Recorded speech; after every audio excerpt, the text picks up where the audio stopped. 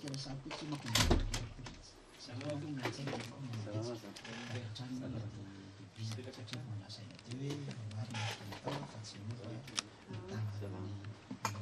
oleh pada kisah sesi pasti pendekan jam tambahan siang. Terima kasih kepada Torlanya di YouTube kesenian doing desin juga tahu.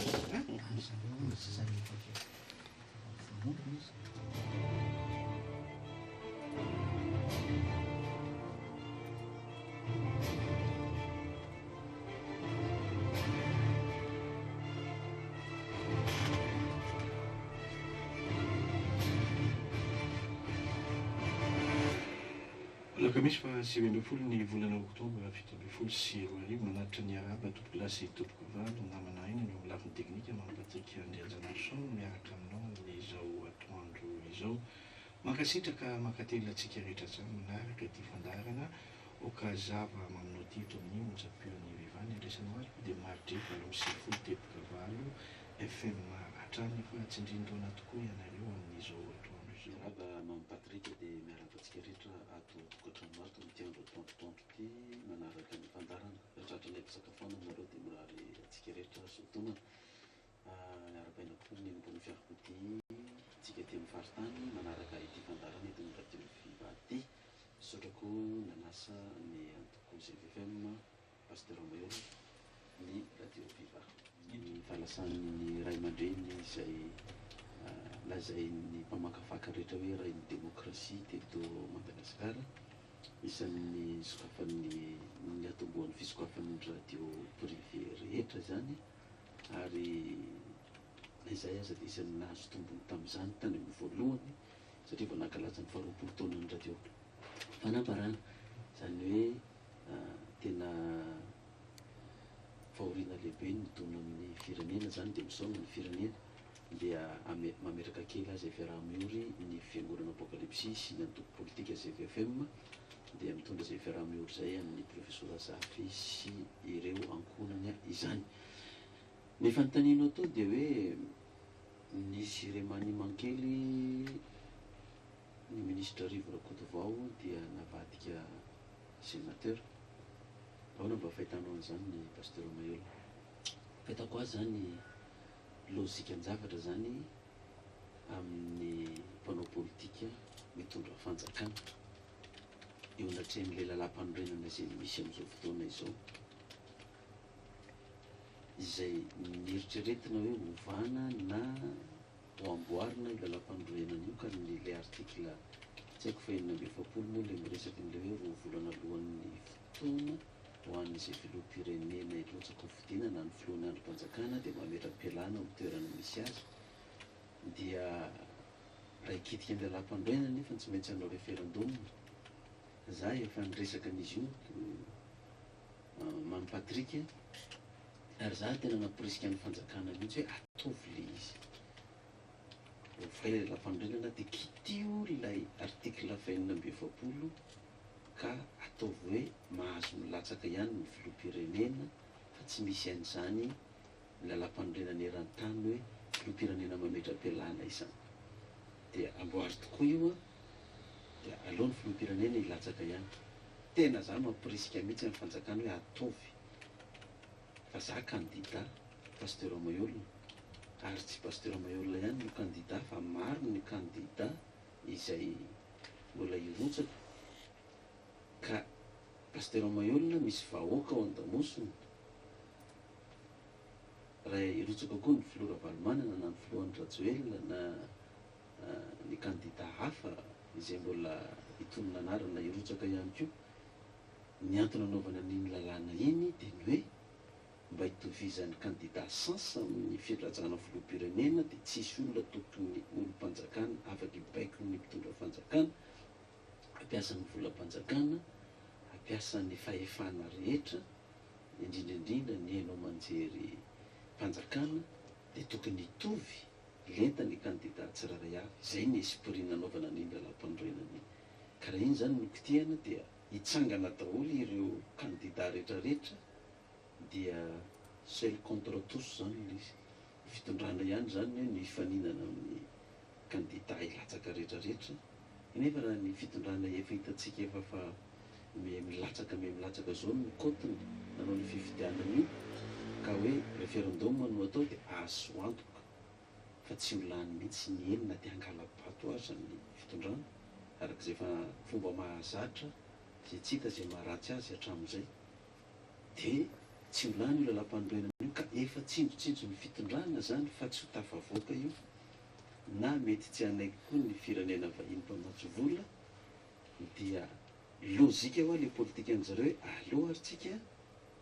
ho avadika rivorakoto vao atao sénateur dia mba azo andoka kokoa raha rivorakoto vao no ho atao filohan'ny sénat noho ny honoré Rakotomanga mitovy amin'ny faneho-kevitra ireo mpanao politika sasany zany dia kevitra hoe kajikajy politika hoe atonga ny ministre rivorakoto vao sénateur koa izany zao sénateur rivorakoto vao lasa zay ny lozikan'io fanovana io satria honoré Rakotomanga dia fantatro fa hain'ny mpanolotsaina ny filoha repoblika am-perinasa amin'izao fotoana zao fa olony ratsiraka filoha teo aloha ka nahirana raha tsy anametra-pialana satria tsy ho tanteraka ilay fanovana ny lalam-panorenana ary koa tsy ho lany ny referendum raha ho tanterahana dia atao ilay katsikajy politika azo andoko kokoa zany raha rivorakoto vao no filohan'ny sénat no honoré Rakotomanga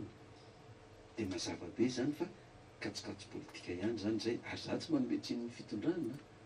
fa zay amin'ny fitondrana tsy maintsy mitady ny fomba azoana mipetraka eo maharitra arak'izay tratra indrindrandrindra fa mitranga ny zavatra salam'izao amiko zany zay lozika ny an'zareo mpanao politika anjara mivahoaka fotsiny fa tsy aizay tokony ho raisiny mbola mampitondra fivavahana aloha zany zao fa rehefa tonga amin'ilay fotoana zay vao tonga amin'ilay tena mpanao politika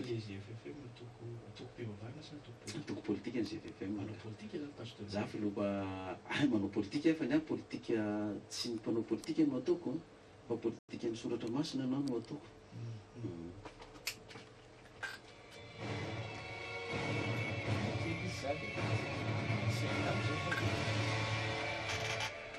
Pasteur Mailhol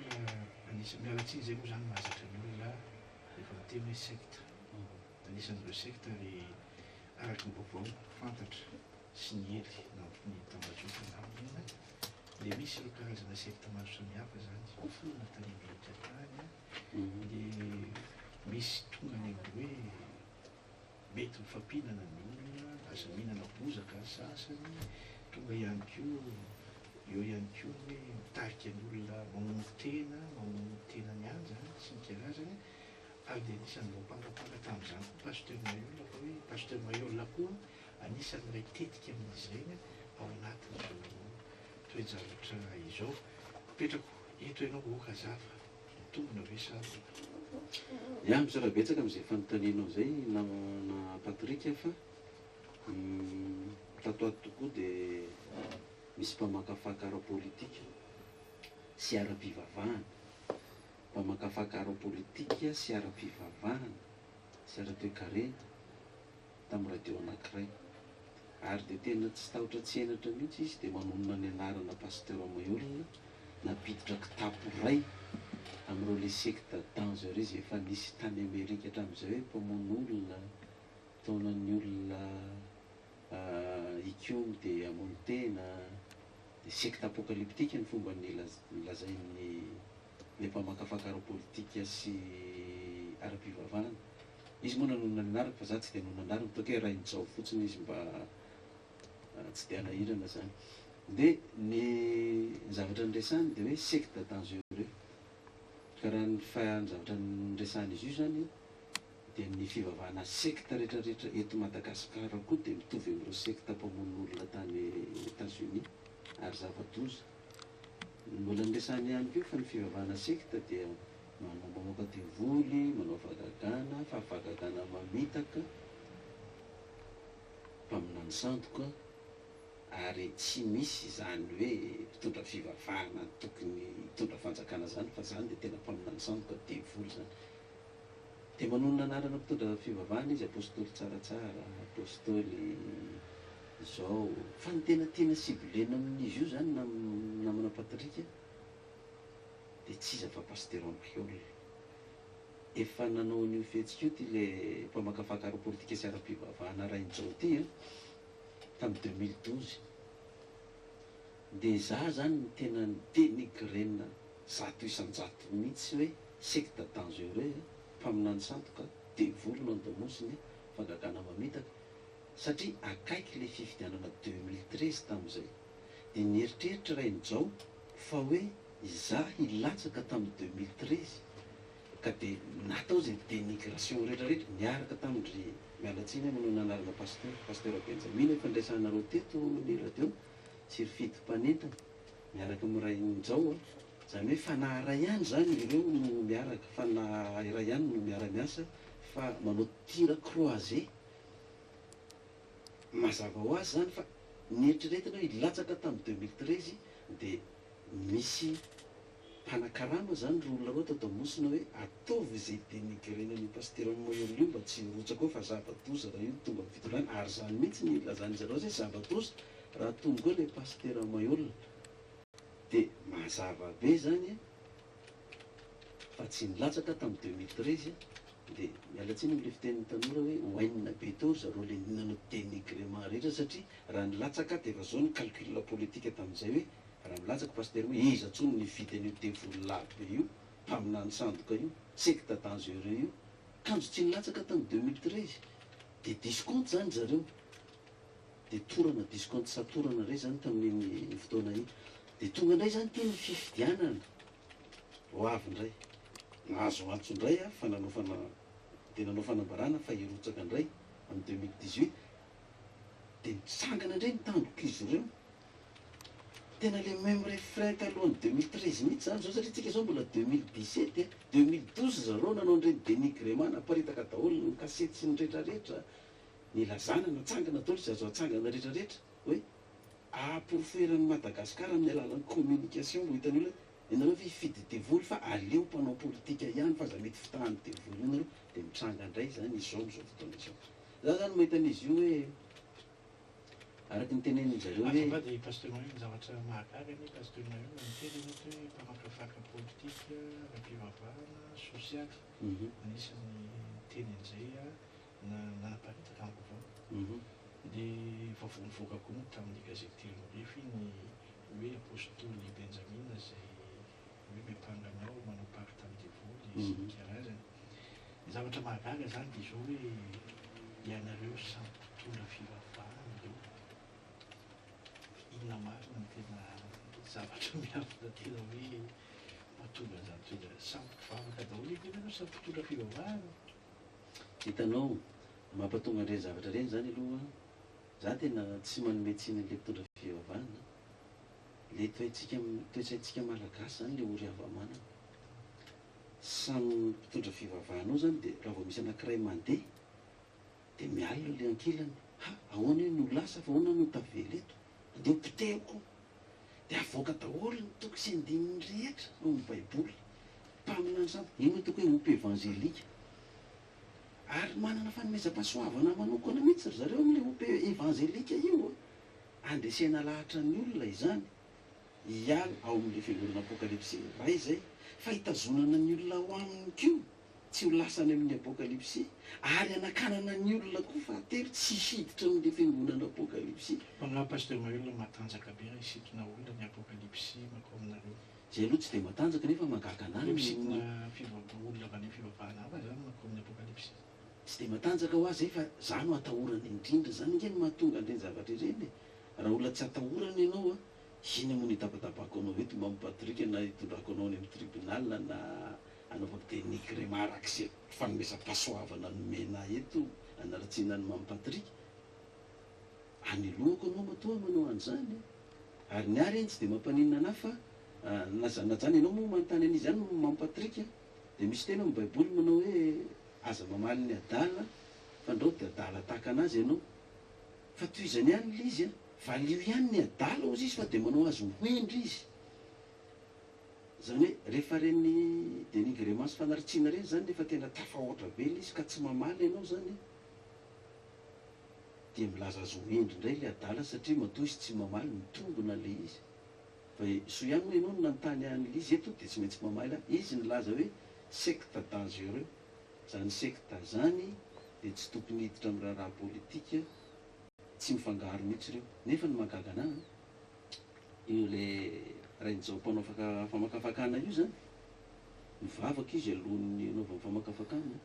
amin'ny radio dia manonona toko sy andinin'ny be da be izy fa rehefa avy eo dia voly ny mpanao politika amin'ny fitondrana dia voly ny mpanao politika mpanohatra dia voly ny secte rehetrarehetra ary ny FFKM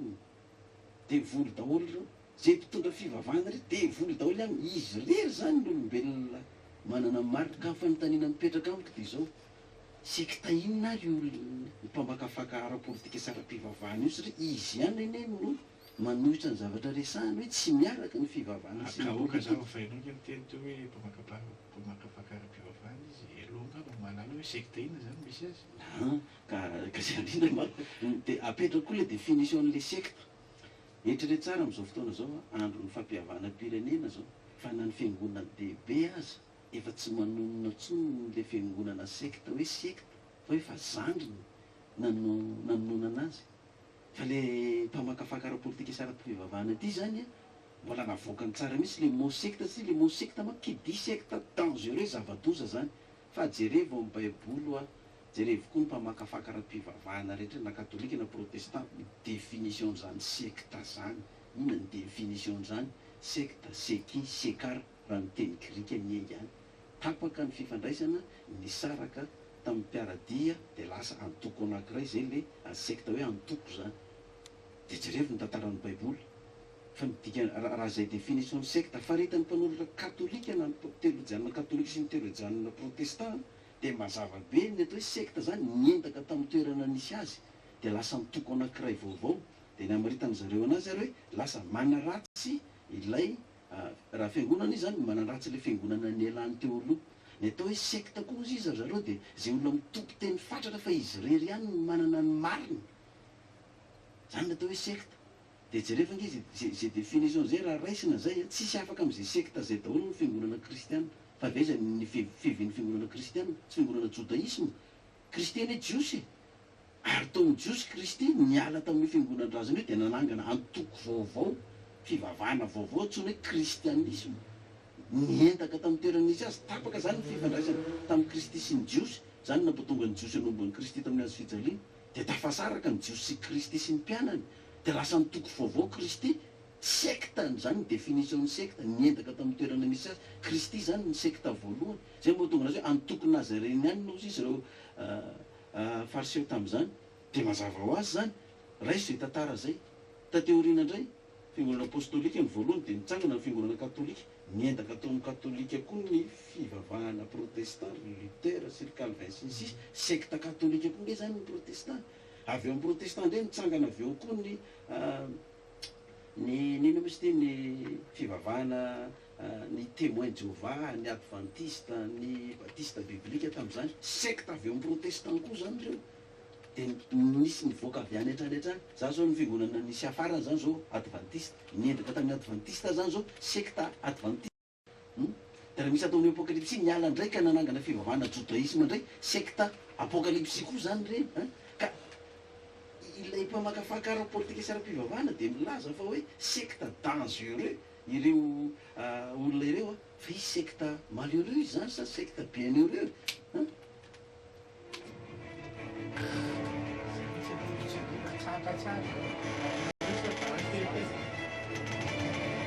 Manakambao hevitra ihany tsika pasteur efa mahaparina anao hevitra koa rehefa andray mpiaino moa zany miresaka ianao teo hoe mpitondra fivavahana sy ny karazany zavatra tiana nontaniana hoe inona tokoa ary satria raha mpamakafaka politika rehetra sa tsy miteny hoe fivavahana intsony fa ny mpamakafaka politika ny akamarony sy mpanao politika zany rehefa mitondra fanehoan-kevitra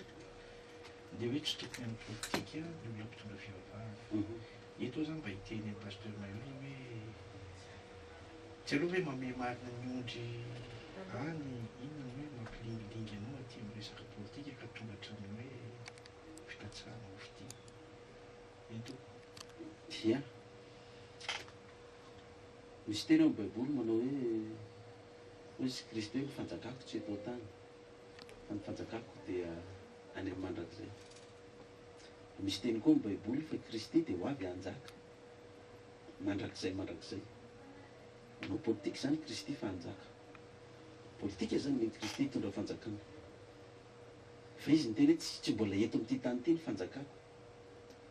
Ny fanjakan'ny Kristy io fa tsy nen'ny Davida mpanjaka, tsy nen'ny Saul, tsy nen'ny Barack Obama, tsy nen'ny Donald Trump, tsy nen'ny Macron, tsy nen'ny filoratsiraka na Ravalona ny filohera Rajaonaromampianina amin'izao fotoana izao. Fa nen'ny Kristy io, hoe nylazany hoe mbola tsy eto. Dia ozy izy le kristianina sasany, le sekta ohatranay ihany, reny mpitondra fivavahana tsy tokony manao politika efa nen'ny Kristy nge ny fanjakana tsy eto tany. Raha za mihitsy mpianana dia niady, fa nga za Kristy.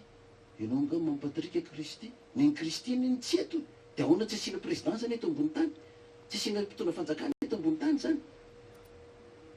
Satria ny fanjakan'ny Kristy tsy eto, nen'ny Kristy zany. Fa tsy nen'ny mampatrika raha irotsaka mampatrika, tsy nen'ny pasteur Daniel Rajakoba raha irotsaka izy, na ny pasteur Jules Ndrinjoary, na ny pasteur Andriamanjato Risary, na ny pasteur Mailhol. Za zao mba mangataka koa, aloha mba hisy pasteur maromaro, mba hirotsaka koa fidina. Fa tsy hoe pasteur Mailhol rery ihany, fa ina ny zavatra nisy. Araky ny teninao tao, eny mpitondra fivavahana, tsy tokony hanao politika. Zany koa mbola famakafaka ny raintsao koa zany. Fa tena raha vao miditra amin'izany mpitondra fivavahana dia resaky tefa-devoly zany ozy izy. Fa zao za milaza aminao,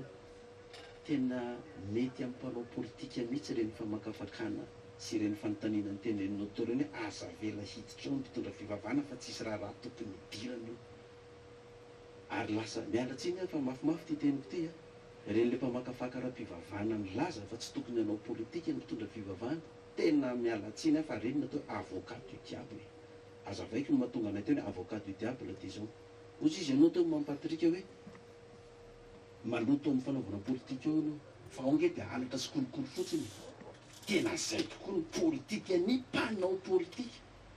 Politika ny mpanao politika dia mazava tsara. Tonga amin'ny fitondrana izy, calcul mandahy izy 5 taona rabetsaka, angalatra tsika mba hampanankarena antsika eto amin'ny fitondrana ty. Fa ny politika ny mpitondra fivavahana nge mampatrika mazava, ozy izy mba hoe aza mangalatra. Fa ny mpanao politika tsy miraharaha zay baibolinao zany. Donc ny avocat du diable zany dia miteny izy ohatra zao hoe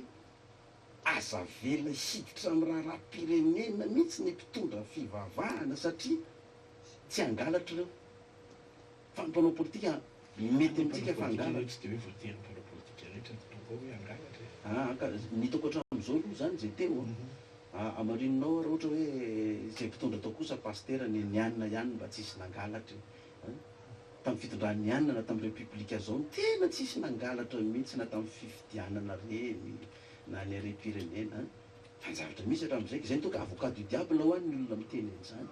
Satria ny io diable io tsy hanao ny marina mihitsy io fa hangalatra. Politika ny mpanao politika, inona ny azy? Mangoro karena arak'izay tratra. Satria calcul mandaho izy 5 taona rabetsaka. Bois de rose, volamena, vatosoa, makatanin'ny olona vahoaka sahirana zay tsy manana taratasy. Tonga dia totonanao dia alaina daholo ny tany rehetrarehetra dia irika ny vahoaka madinika. Kolokolo isan-karazany any amin'ny toerana tsirairay avy any.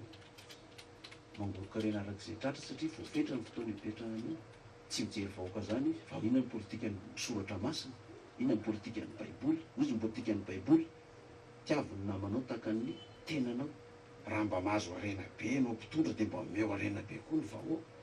Politika ny baiboly raha manana akanjo roa ianao ny ray, omeo n'ilay tsy manana mba tazomanao ny ray. Izay ny politika ny baiboly. Fa ny politika ny devoly tena ny ihany ny fatany fa izy tsy zara aminao zany. Inona koa ny politika ny mpanao politika? Valifaty arak'izay tratra. Za nateron'ny sesitany tany ivelany, tsy navelany hiditra teto fa nasianao nao tamina. Valy aminao koa zay tsy tafiditra eto koa anao fa nao tamina ny anao gadrainao ny ekipako. Na maramila na polisy na zandarma na mpanao politika, gadra koa ianao nakatonao ny orinasako. Beta be ny tsy anasa. Tonga eo koa mikatona koa ny ianao. Beta be koa ny tsy anasa. Zany ny politika ny mpanao politika zany. ary za tsy manome tsiny mpanao politika mihitsy fa tena lozika be zany amin'zareo mafy narary nanaovana azy fa ny politika ny baiboly na manana patrika aza mamaly ratsina amin'izana amin'iza ome hoanina na dia ny fahavalonao mivavaho ny fahavalonao zany ny politika ny mpanao politika zay zao ane nidorany olona ny tobilina teny amboboa politika ny nandorana ny tobilina na iny fa za afaka mitory tamin'iny amaly ratsy ny ratsy satria nandorany tobilin'ny fiangonana iny tobily iny ary tsy amin'ny anarako akory fa za nga namaly an'ireny olona rehefa fampihavana rano satria zay ny politika ny baiboly zay tsy mamaly ratsy na amin'izy na amin'izy politika ny mpanao politika kolikoly amin'ny ambaratonga tsy rairay avy rehetrarehetra any tsisy zany tsisy kolikoly zany ary am'izao namina patrika ianao tsy manao kolikoly ndray ny victime aza manao kolikoly ianao ka marary amin'ny hôpitaly eo fa tavela eo mararinao iny aza manao kolikoly koa ianao anao taratasy any amin'ny domaine any na moka fiarakodisiky any amin'ny doanina sisany aza manao kolikoly ianao fa na folo taona ary tsy mivoaka iny titranao any amin'ny domaine iny raha tsy anao kolikoly ianao zany ianao tsy manao kolikoly ndray ny victime tsy anao kolikoly ianao mborotsiraray avy any verena rapitso mbola tsy ao ny mpanao sini verena amin'ny zao any amin'ny concours isan-karazany rehetrarehetra any zay tsy manam-bola zay tsy mahafantatra olona ianao zany manam-bola plus mahafantatra olona vo afaka amin'ny concours mbola tsy mandeha kory ny concours rehefa fantatra ny olona anaran'ny olona afaka amin'ny concours io fa tiany afaka soforma fotsiny ny concours io zany ny politika ny mpanao politika fa ny politika ny soratra masina sy mpitondra fivavahana ampiatra ny soratra masina tsy mandray kolikoly sady tsy manao kolikoly de jereo le avocat du diable zao ny tenen'le avocat du diable tsy ilaina ny fitondra fivavahana hitondra firenena fa alao mpanao politika ihany tena diable ny andanosony zany zavatra zany dimy fito ny 50 taona tsika namana patrika zao ny fahoritsika tsy mbola nisy mpitondra fivavahana tonga tao efa mba tao ihany pasteur Andriamantato Risara iny tsisy nanao hoe devoly nefa i pasteur Andriamantato Risara nanao politika arak'izay tratra fa tsy niotra ny président assemblée fa tsy mbola nitonga tao ny fitondrana mihitsy niezaka koa pasteur Daniel Rajakob irotsako fidinako niaraka tamin'ny pasteur Jules Andrianjoary fiangonana zandry tsy fiangonana zokony io zany niarany rotsaka fa na ny zokony na ny zandry tsy nifidy azy fa ny mpanao politika ihany ny fidiny zao ny afaratsika zao io zao pasteur Mailhol nena iraka antso avy amin'Andriamanitra de zany nataony mpanao famakafakana zany ozy ny fitenin'ny secte dangereux milaza fa misy antso avy amin'Andriamanitra de Andriamanitra naniraka azy nefa devoly be no andamosiny lisy zany ny famakafakana nataony zareo fa za lazako anao miala nenina ihany n'Andriamanitra firenentsika malagasy ty naniraka mpitondra fivavahana indray io fa reko ny fahorian'ny vahoaka sy ny fitarainany asa inona indray no ataony malagasy fa za lazako anao mampatrika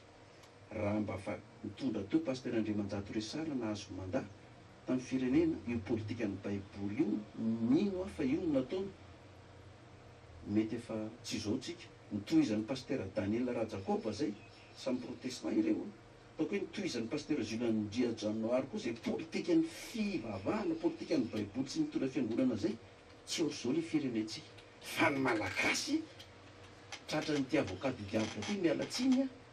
de voatra ny misaina mihitsy hoe secte dangereux tsisy idirany fivavahana ny politika zany tena lazaiko anao mampatrika fa baiboly politika ino moa définition politika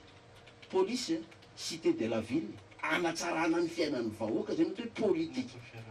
anatin'ny fiarahamonina zay le politika fa jerevy ny politika ny baiboly fa ny baiboly tena manao politika mihitsy ny baiboly ina nataony Kristy rehefa tsy nananany koanina ny olona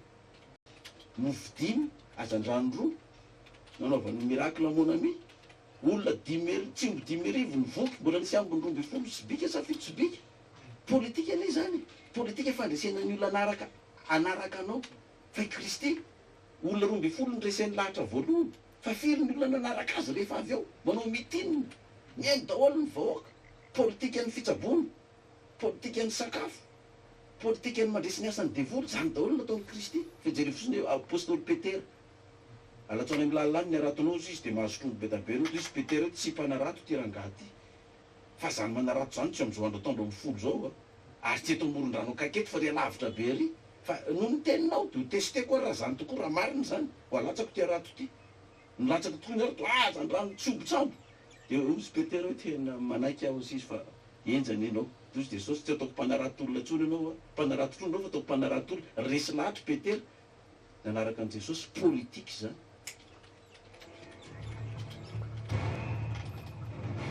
Fanontaniana farany atambatra izy ity Pasteur Mailhol, tany Morondava tany ianao ary nandeha niresaka fa disy fifampiarahita tamin'ny katolika tany ary resaka be mihitsy no hoe misy fifandraisana goavana Pasteur Mailhol sy ny katolika. Raha izay fanontaniana faharoa atambatra mivaliteny zany dia ny hoe goavy ny fifidianana. Ianao ve raha ohatra ka ianao zany mpitondra fivavahana ataontsika hoe manana le fomanetry tena sy le mandevitra lava zany dia izay zany amin'ny ankapobeny no ahafantarana ny mpitondra fivavahana ireny. Dia raha misy ve miala-bato mety mitranga amin'izany fotoana izany fa hoe mahakasika anao angina ve ianao sa hitsangana ihany koa manoloana ny toe-javatra misy teo? Ia, satra mampatrika fa mampanao gazetinareo moa makafaka moa dia maharaka ny vaovao sy zava-misy rehetra zany tsika.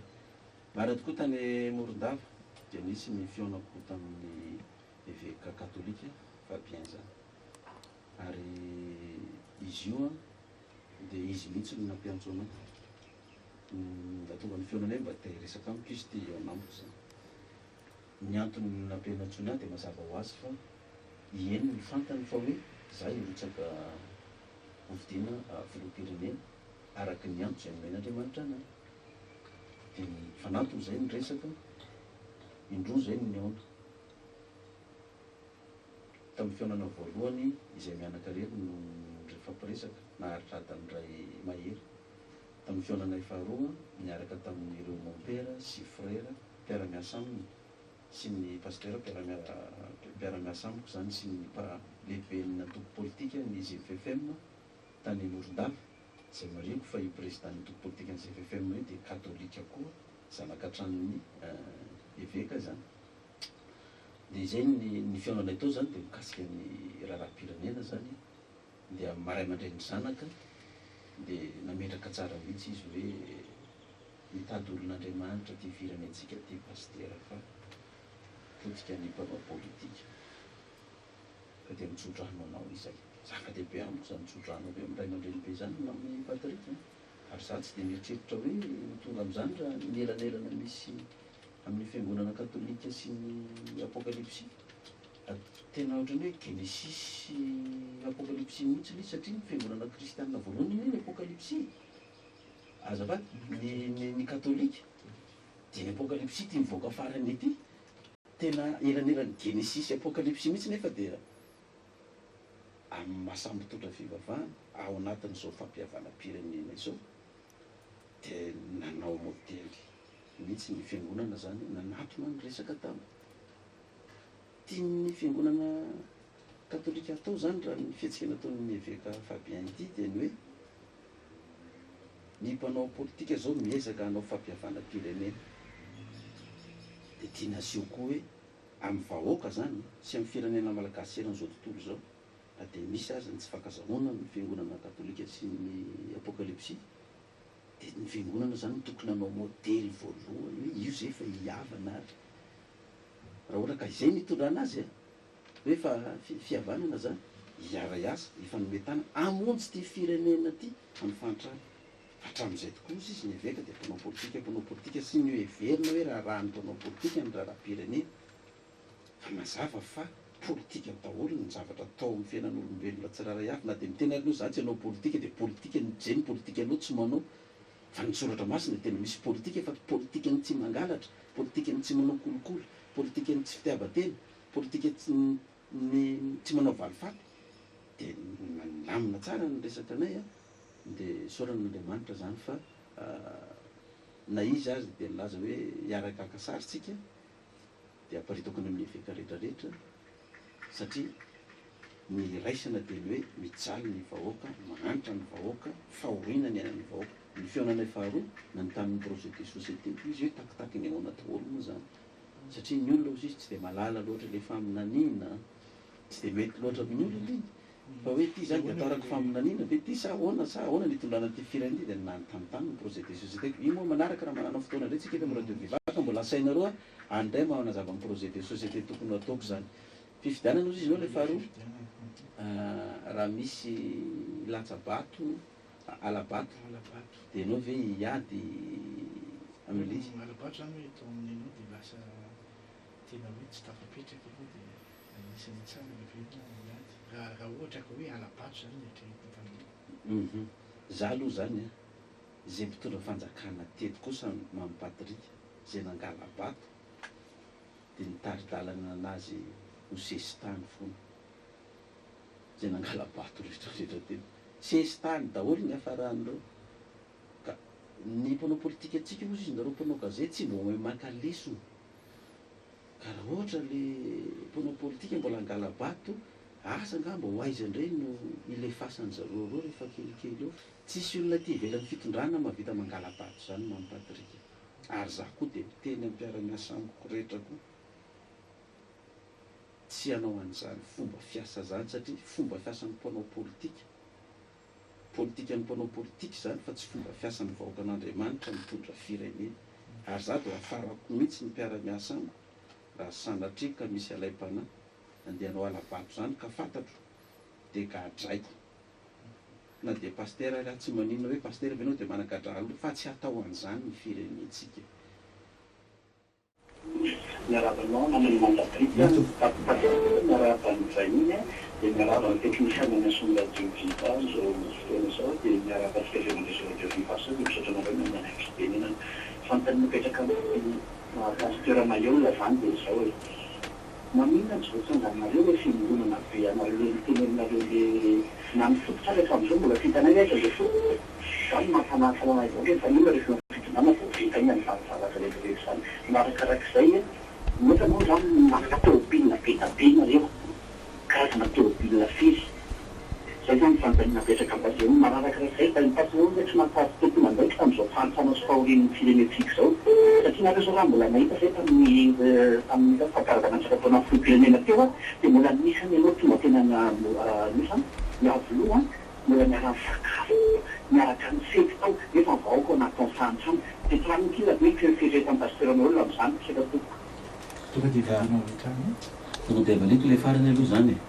hoe tsy tompona andraikitra ve ianao fa ianao mbola voasa teny avoloha niaran'ny sakafo niaran'ny inana tamin'ireo nefa vahoaka mahantra tamin'ny andro ny filoratsiraka dia efa nasaina teny niaran'ny sakafo teny avoloha tamin'ny andro ny filora valomanana koa dia mbola nasaina teny koa niaran'ny sakafo rehefa fety-pirenena sy fiaravana voalohany taona tamin'ny andro ny filoha tetezamita koa dia mbola nasaina teny koa niaran'ny sakafo ary tamin'ity fitondrana ty koa dia mbola nasaina koa ka amin'izao hoe vao mahantra ty firenentsika ty sa hatramin'ireo mpitondra ny fandimby reo koa tsy tompona andraikitra ve ianao za tsy mbola mpitondra fanjakana mariako tsara mihitsy ary tsy mbola nanodikodina volam-pirenena na boîte de rose na volamena na vatosoa teto amin'ity firenena ity ary tsy mbola nampanao kolikoly olona tamin'ny toeram-piasana tsiraray avy dikan'izany ozy ianao tsy tompona andraikitra ve ianao fa ny fiaraha misakafo eny avoloha ve ny mahatompona andraikitra ny olona tsiraray avy fa za dia voasa tany ny fefoka eminao koa miaraka asaina amiko eny misy fiangonana zandrony koa miaraka asaina eny koa dia za amin'ny maha-olo-pirenena anahy mampitondra fiangonana anahy za tsy mpanao politika ka hoe rehefa profesora zafy anao dia tsy maka ny avoloha satria za mpanohatra rehefa filoratsiraka anao dia tsy maka any satria za mpanohatra na dia fety-pirenena takan'izany filora valomanana na filohan'ny rajoela na filohan'ny tetezamity za tsy mpanao politika manana zany toe-tsaina zany hoe fety-pirenena dia tsy hoeny mamasina satria hoe za mpanohatra ny fitondrana io fantaninao voalohany dia ny hoe ny fiangonana be nareo hatramin'izao mbola tsisy fototra tsy mbola misy niny mbo tsy mahara-baovao kosa ianao tonton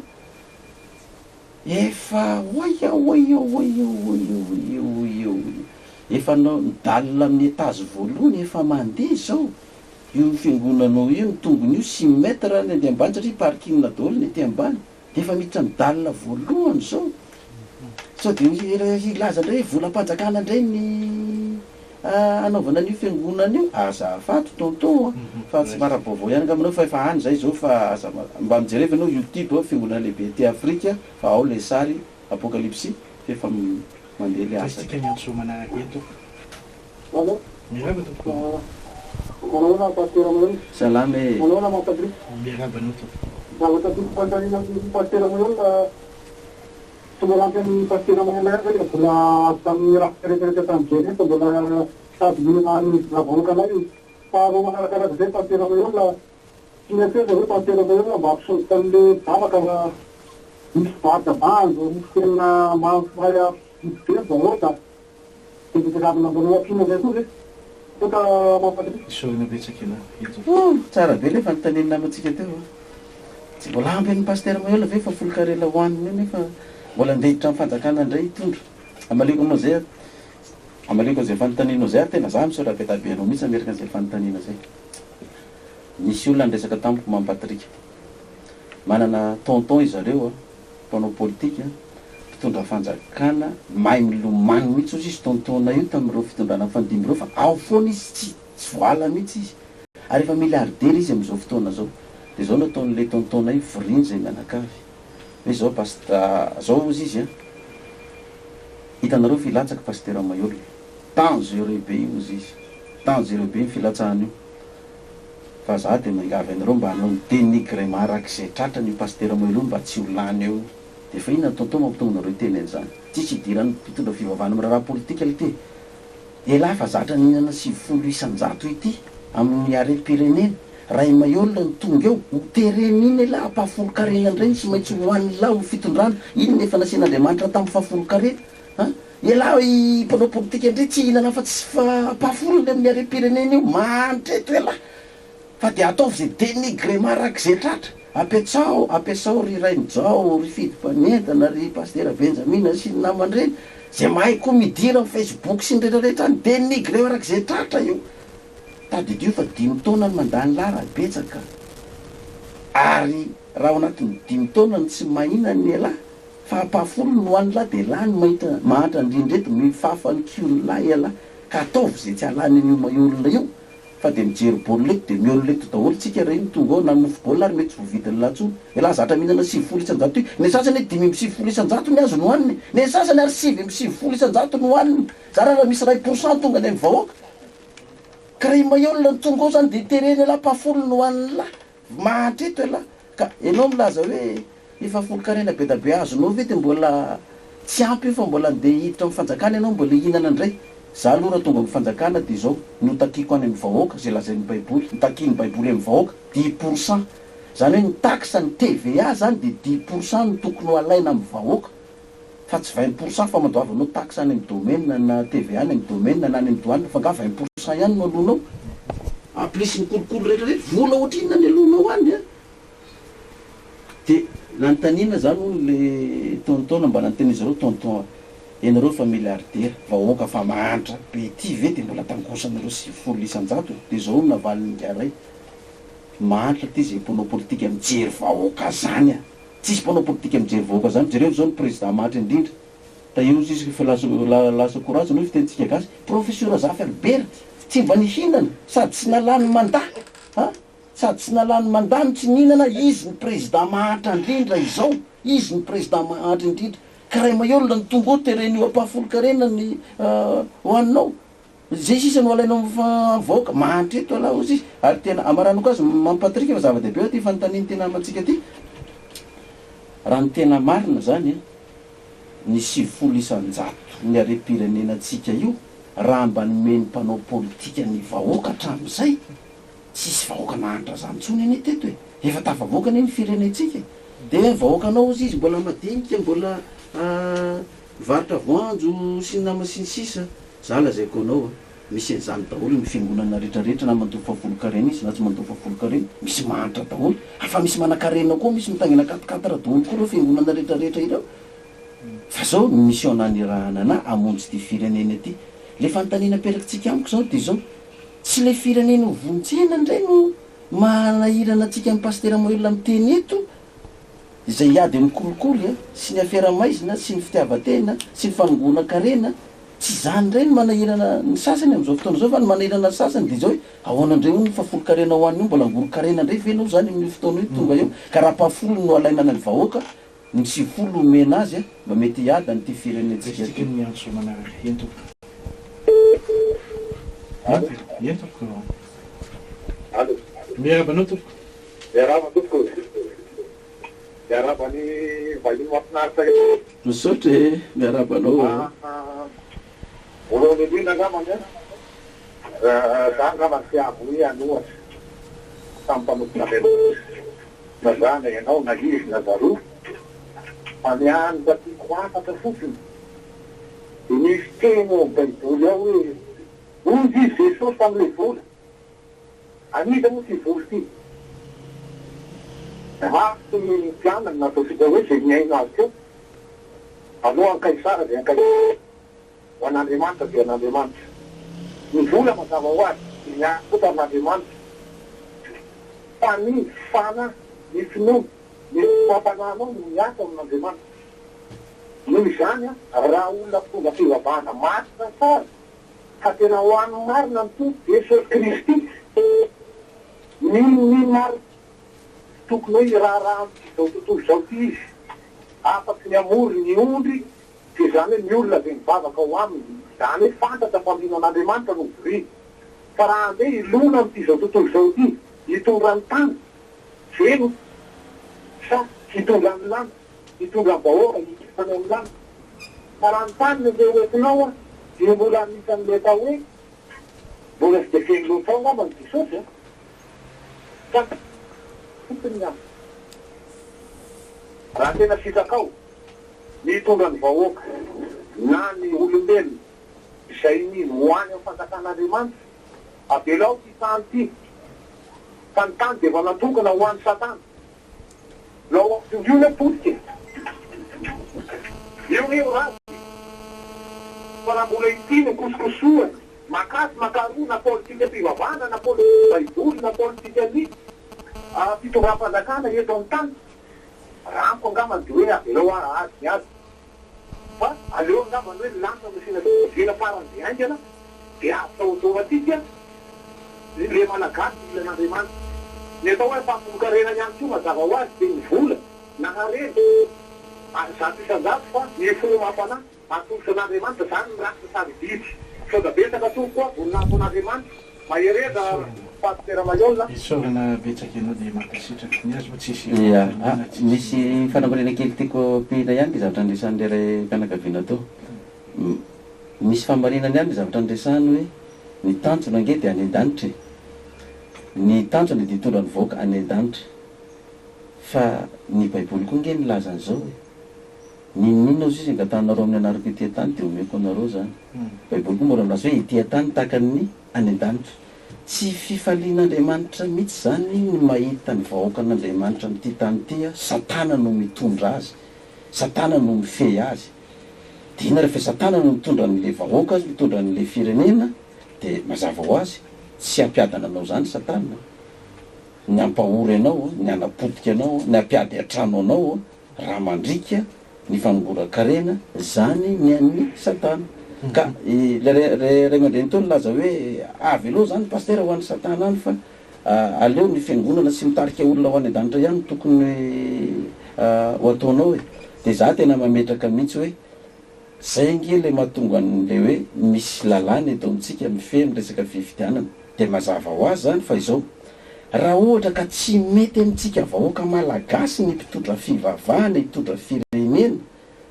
dia tahaka ny tsy naneketsika ny Pasteur Andriamanjato sy Pasteur Daniela Jacob Pasteur Jules André Anjoary tao anatin'izay 7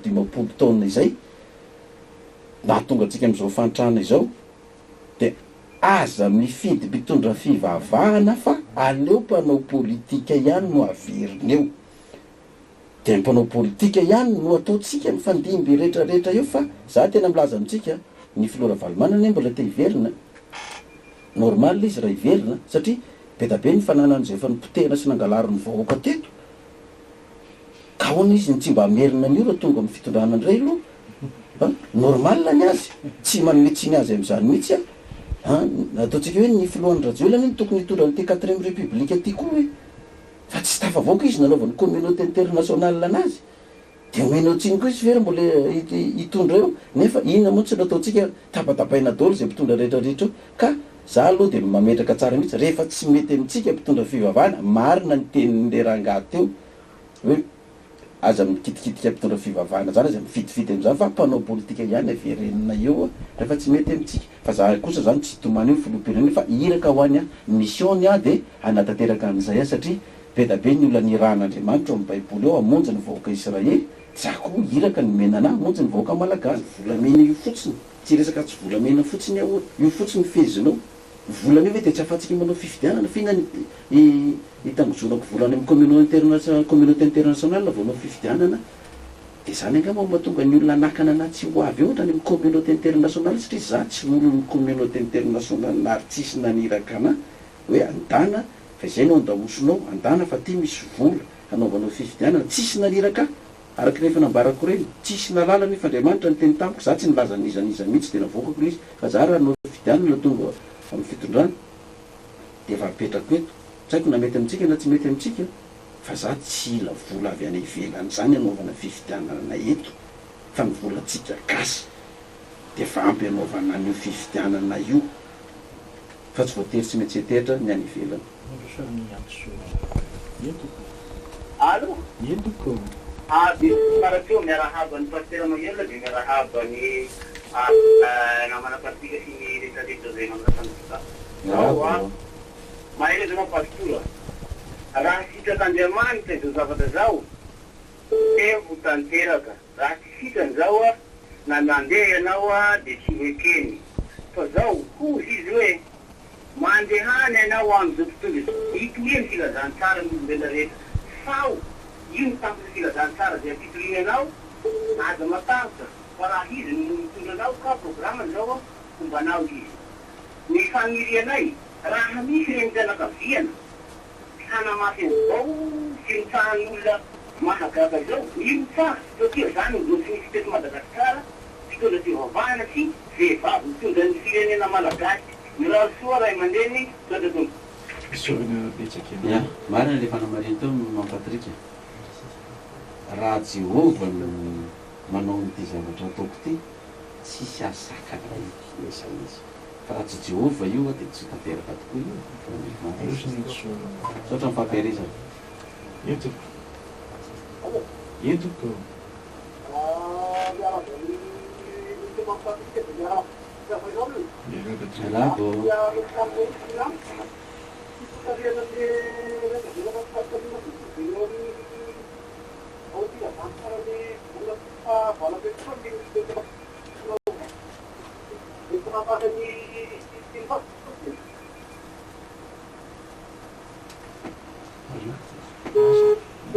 afaka mamerina miantso ianao mandroso ny antsoana entoko miarapatoko ny fantaniko moa marina fa tsy mbola mampisafirizantsika zao na ahoana fatatona ianao mianao firenena ny tena zavatra lehibe izy raha tena firenena misy singa lehibe ataoko mahatonga an'izao sy firenena ohatrany zao dia fomba faindrasika mifandray amin'le firenena mivelany fa azonao velavelarina kely zao hoe ahoana mba fahitanao an'izay ary inona no fanavaozana zay ia tsara be da be marina tokoa ny tenin'ny ray aman-dreny tsika na dia ny teny araha za hoe tsy voatery aka volany amin'ny firenena any ivelany ianao naovana fifidianana fa vitantsika eto zany raha tsika malagasy rehetra samy anao tsy paipaika zany koa no tsy midika hoe iononona rehereto ianao satria minosy ianao tsy possible eran'izao tontolo zao na ny tenin'ny baiboly aza dia hoe tsy hanala anareo amin'izao tontolo zao izy izy Kristy raha mivavaka izy fa hiaro anareo amin'izao tontolo izao izany hoe ianao zany dia tsy afaka ny fotsiny eto fa tsy maintsy mifandray any firenena any ivelany ianao na dia toka hoe amintsika amin'izao fotoana zao zany hoe eritrereto fotsiny hoe mitrosatsika malagasy raha ny fenao azy efa mahatratra 7 milliards de dollars izy amin'izao fotoana izao ahoana moa ny fomba ialanao amin'ny banque mondiale sy ny FMI nefa nitrosanao ary mbola tsy voalonao amin'izy ireo raha mba voalonao nitrosanao amin'izy ireo eo anao mba afaka anao ohatran'ny firenena reto le pays émergent aty Asie reto hoe efa miala ny banque mondiale sy ny FMI amin'izay satria fa matanjaka ny toekarenao fa voaloha nitrosa rehetrarehetra fa manana politika ny fifandraisana tokoa anaty projet de société koa miro firaisana raisam-pirenena ireo hoe ny firenena izay mifandray amintsika kosa aloha dia mazava ho azy tokony avadika amin'izay ny politika mba tombontso iraisana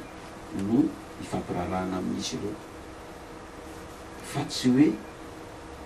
ny tombotsoa dia hiankina be da be amin'izareo vahiny fa itsika dia ho ampanitraina eto dia akorontanina migrevy sy ny fanonganam-panjakana eto dia titika foana ny ekonomitsika dia miainga amin'izay eo foana zay mpitondra vaovao miditra eo dia voatery mandoalika ary mbola tonga amin'ilay fiteny mbola tsy tanteraka ny fiteniny filoratsiraka hoe mandoalika Madagasikara tsy mandoalika fa ivelaritsika amin'ny politika ny fifandraisana ny ivelany fa ny fepetra ifanarahana kosa dia mba ilay système win-win raha amin'ny lafiny ara-toe-karena raha amin'ny lafiny ara-diplomasie moa zany dia mazava ho azy fa tsy maintsy zay tombotsoa iraisana izay ihany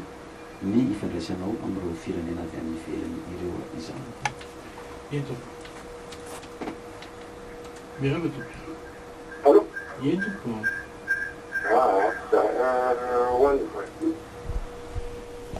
Daí aqui eu faço a cena do tudo esse problema de que eu faço. E tá dentro na naquele lá nesse que a minha sabotinha firma já todo dia. Zavatra mampahagaga dolo eto fa tsy depite raha mananarivo voazy ty vao teny ataoko filoham-pirenena dia jony hita kokoa ma depite avy aty kokoa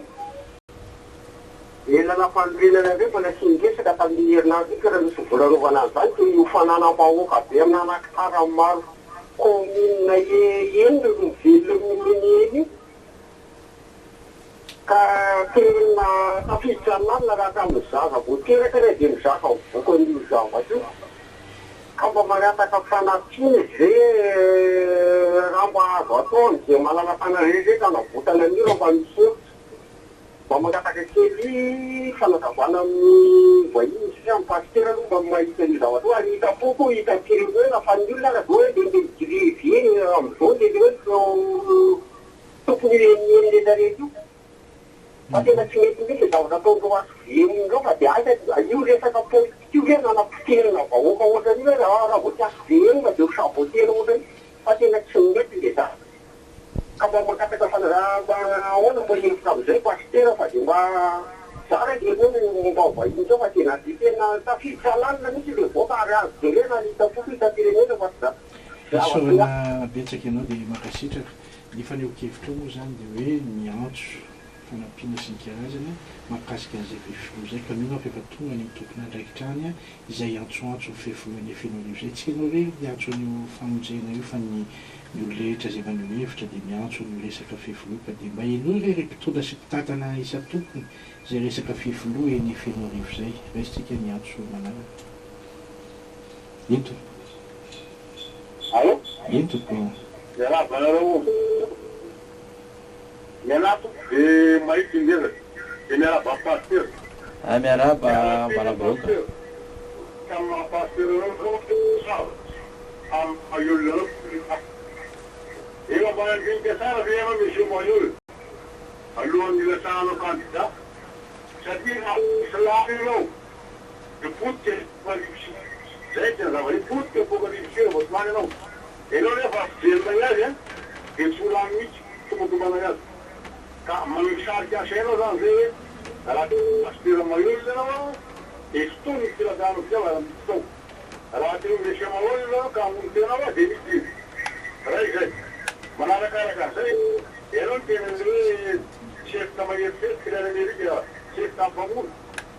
tsy zany tena zay le chef tamsobolo tedanareo pasteur Benjamin namorona an'io apocalypse io volasana ty adventiste avela reo mialafanentika vetanareo ianao taloha nahetra katolika tanatintadeonao zao anao mifirenena vetana molonao midika zany misy ao ihany le maha-olombelona toany metsy anao ao ihany le maha-olombelona koa za manao raha tilao ihany la apocalypse eny monsieur pasteur adanao no filatafo io ianao tsy olany eo koa apocalypse dia le olona anaraka anao amizay ny miravorafitana mety hovaly anao ilaza aminao manakatekiny apocalypse ao dia olona manontany zao ary nalala mifetio amizay fa niva be misy anao anengady samy tarika malagasy tsy ndreka nakatena fa zapa mivadako amin'ny pasteur Mailhol mba emona amin'ny lalan'ny pisolen'io taroa fa manao remontoa efa manatelo daholo fa tsy zay catholique voici camarade bon fidèle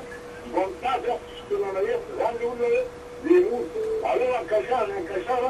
et nous la demande Seigneur mon tout et bien la demande de la scène c'est que nous vamos a poder de la tribu dans tout ça tout le reste de l'équipe pas dans la de la politique Sorinao. Eny ary mazava-be mihitsy ny ambalam-bahoaka tsotra dia tsotra ny azy tsy ho lany eo ianao propagande zany ambalam-bahoaka manana kandida izy fa amin'ny ambalam-bahoaka zay aloha ny vahoaka hifidy ianao hoe manana kandida fa malalaka mihitsy ianao hoe ny kandidanao no lany zany za dia rariko mihitsy hoe rehefa tsy mety amin'ny vahoaka mitondra fivavahana dia mpanao politika kandida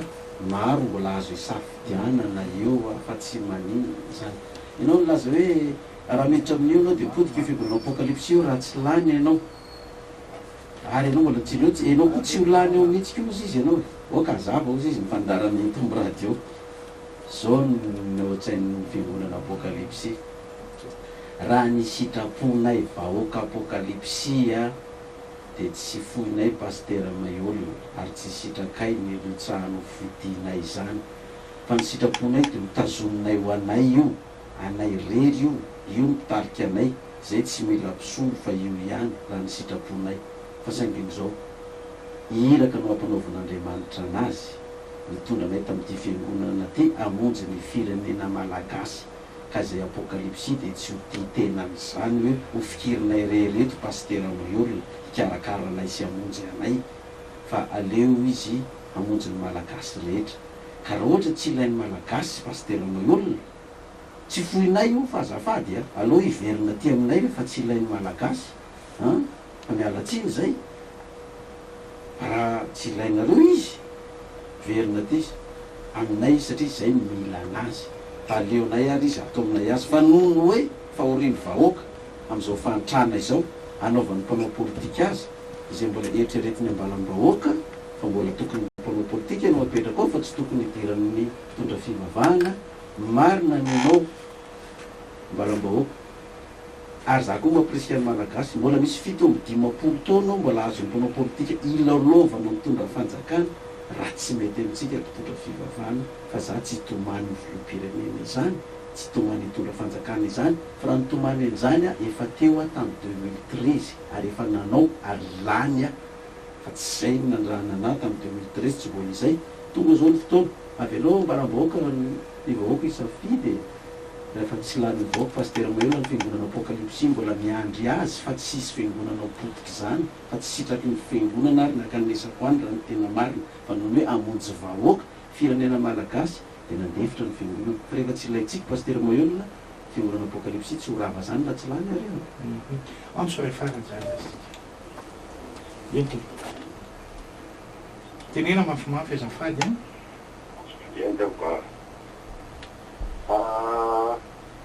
tsotra ny zavatra zavaina mampatirety miarahaba ny vahiny aloha miarahaba tompoko tsaroana le teniny anirandratsiraka vahiny raha misy fitiavana azy manao hoe le chien abois le caravane passe zay akepenirivatsarana dia mikely ohatran'izao fotsiny fotoana tokoa zao anao dia vomanao Pasteur tsy apokalypsika mihitsy za miantso anao fa olona tsotra ary mahatsapa n'le zavatra zavainao hoe tokony andalo amin'izay lalan'izay Madagasikara amin'izao fotoana izao raha fitombo 50 taona miaina tao anatin'izany tsy maintsy vovo rehefa mbalavahoaka reny dia isany namana mpiara-miditra amin'ny mety kanaly ny mpiaraka aminay mifantatra ny hevitra menay tsotra fotsiny apetrapetrao era Madagasikara ny base hoentinao manomana ny fividianana dia amin'izay fotoana izay lany andro zay fangalatra satria manana ny ianao efa mipetrapetraka ianao zany ny angatahana eky sisa satria raha izao toe-tsaina misy ny Madagasikara mitondra zao va zao efa ho 3 arivo kilao efa tsy mihinam-barotsy ny kelikely fa andeha angataka eny amoron-dalana zao ny vahoaka ka man'ny eny anao zay Pasteur hitsanganatra amin'ny farany ianao fa ny angatahana dia apetrao era Madagasikara mibazy atreanao fividianana misaotra betsaka tompoko isaorana betsaka ianao dia nakasitraka Zay ihany koa natsofarany amaly ianao tona ny fanaraina pasteur. Ya, misaotra be rabe. Za moa zany efa fa miteny ary mbola miteny hatramin'izao zany. Tsy vitako za rery tokoa ty hiady amin'ny kolokolo, hiady amin'ny fantrano, hiady amin'ity fangorona-karena sy ny fanoranana reim-pirenena tsokosoko any amin'ny toerana tsirairay avy ity, ka ampantrana ny vahoaka malagasy ny fangoronana ny tany, ny gasy, lasa ny mpanambola sy ny mpanan-karena rehetra, ka dia fahorinana enan'ny malagasy rehetrarehetra. Andray andraikitra hamonjy ny malagasy amin'izany aka fa tsy hijanonao bengonana intsony araka n'izay mieritreretin'ny sasany hoe tokony hijanonao. Fa izay ihany mbola sistemin'ny satana hoe aza vela hiala atao bengonana atao pasteur io fa afaka amin'ity fantrana sy kolokolo sy fahoriana ity ny vahoaka ka tazony ao. Ka apetao izy ianao ny bazy eran'ny Madagasikara, misaotra be dabe fa torohevitra tsara ny ianao zany ary hiezaka ametraka an'izay ny tena satria efa maro ny olona nanantona sy ny fampiresaka nilaza fa tena leo mihitsy amin'le mpanao politika amin'ny fangorona-karena eto amin'ity firenena ity fa mba tady fanovana an'izay le hiara hiasa. Ary io mino aho fa rehefa mifanometana ny dolontsika malagasy dia tafavoaka ihany ty firenentsika ty. Za aloha dia tsoroko, za tsy very-dalana zany ary tsy ho kivy zany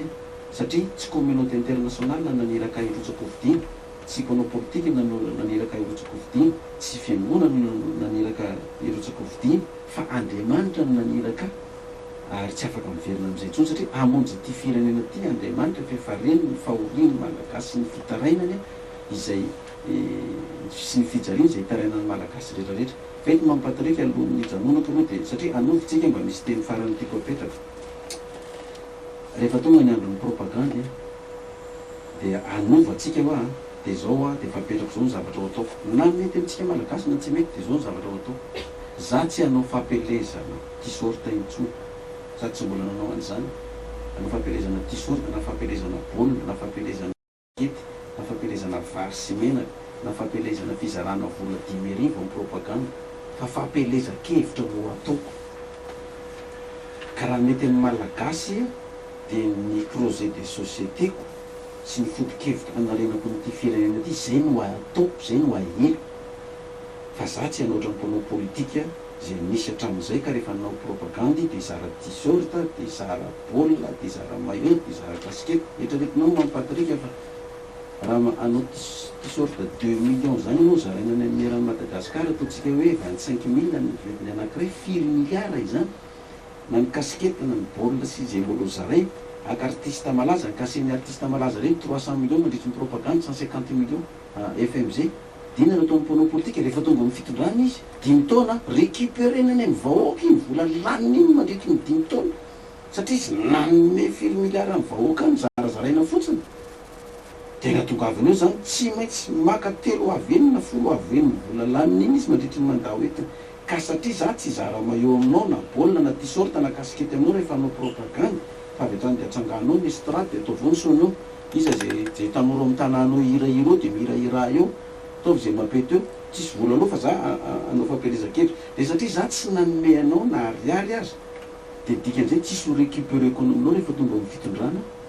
fa za no hanome anao rehefa tonga amin'ny fitondrana. Ka dia efa apetraka teny izao zany ny amin'ny propagande tsy atao fa rehefa tsy mety amin'ny malagasy zay dia aza manafika amin'ny propagande tsy ataoko, fa andana manafika an'izay mpanao politika manana t-shirt sy zavatra be tabe zaraina dia tadidio fa 10 taona ihany mbola amerenanao 10 aveny zany. Ka dia efa apetrako teny izao zay amin'ny andron'ny propagande zay atao. Ngamba mety misaroko no aparitaka ipetapetaka eny, ngamba mbo fantatry ny olona hoe io sary le Pasteur Mailhol hoe lava sofina sa lava olona sa